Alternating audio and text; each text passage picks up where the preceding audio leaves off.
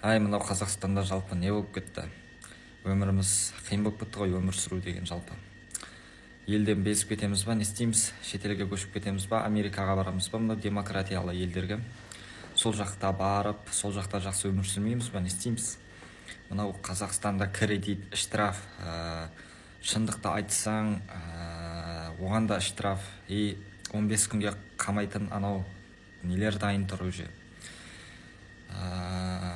Деп анау пайдасы жоқ депутаттарға, пайдасы жоқ министрлерге, пайдасы жоқ мынау Тоқаевқа бірдеңе деп қалсаң болды. Шабармандары дайын тұрады да. Түк бітіріп жатқан жоқ жалпы биліктегілер. Бәрі жемқор жалпы айтайын. Жемқор деп айтам мен. Халыққа бір тиын пайдасы болып жатқан біреуді көрмедім жалпы мен. Әлде көргендеріңіз бар ма? Ал мен көрген жоқпын. Негізінде бұл депутаттардың барлығы анау пайдасы жоқ жемқорлар жалпы. Бәрін құрту керек. Депутат дегендің барлығын құрту керек жалпы. Осы депутаттар жеп жатыр, ішіп жатыр, өмірлері рахат, халықта ешқандай нелері жоқ. Бастары қатпайды, ауырмайды, халыққа мынау қиналып жатқан халықты ойламайды. Өздерінің өмірлері болса болды.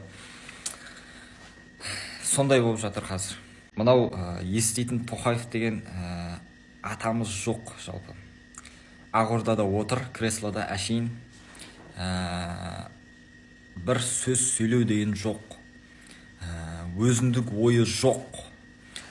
Путинге бағынып қалған, Путинге бағынышты бір орысқыл болды ғой жалпы. Тоқаев Қазақстанның президенті емес па, қазақша сөйлемей ма, орысша сөйлейді көбінесе. Бұл дегеніміз жалпы Қазақстан әлі де Ресейге бағынышты деген сөз мынау Путиннің қолында әлі де. Тоқаев сол Путиннің айтқанын істеп отыр. Биліктің басындағылардың барлығы мынау орыстан, Ресейден қорқады жалпы, Путиннен қорқады, осы Путинге бағынышты болып отыр. Біздің халқымыздың жағдайының нашар болып кетіп, қиналуы да осы биліктегілердің кесірінен, мынау жемқорлардың кесірінен, мынау шығарған заңдары халыққа бір пайдасын тигізіп жатқан жоқ, кесірін тигізіп жатыр. Сондай болып жатыр жалпы Қазақстанда. Дұрыс айттым ба?